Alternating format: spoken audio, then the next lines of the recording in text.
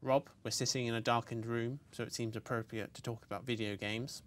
Facebook now has Oculus. Amazon now has Twitch. This seems to be where computing is going, into video games. And since it seems likely that Microsoft is going to buy Mojang, the Swedish developer of Minecraft, it has to be here too, right?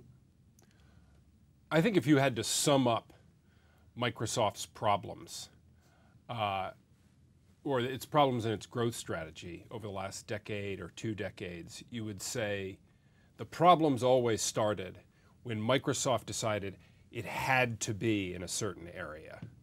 So where Microsoft has done well, it's sort of thought, what are we good at and how can we expand on that? So they built a terrific enterprise software business that was a natural extension of their great PC software business, had a lot of interconnectivity between it, and they've built it into a multi-billion-dollar business. When they say the next big thing is X, Microsoft is the big computer company, so we have to be in X. You end up with things like Bing and Zune and a lot of other products or acquisitions that are... Okay, but speaking of X, they do already have the Xbox platform. So why isn't, or why wouldn't Minecraft be continuous with the Xbox? Well, first some clarification about Xbox. Xbox is a profitable business now in terms of its profit and loss statement. But you've got to remember the huge amount of investment that Microsoft put into the business means Microsoft's returns on Xbox might not be very good or might not even be positive at this point. Second, I think investors are very hungry and have been for a long time for Microsoft to focus.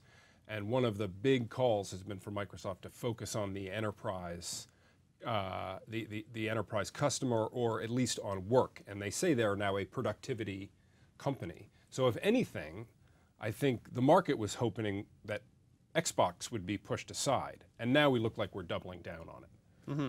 But I mean, you know, Skype, for example, I mean, like that was a deal that worked. Mm. So why wouldn't Minecraft, for example, be a deal that worked, even though it doesn't seem obviously connected to the rest of the business? I would say that Skype is a business that is fundamental to the kind of the PC business that's Microsoft's bread and butter. If you think the PC today is in large part a communications device, it makes all the sense in the world for the company that makes the PC operating system to buy communications tools to go on that PC and be part of that operating system.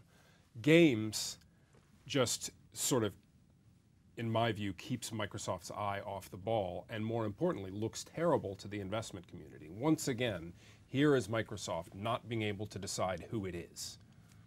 Okay, investors in gaming don't always mix. Thank you, Rob. Thanks.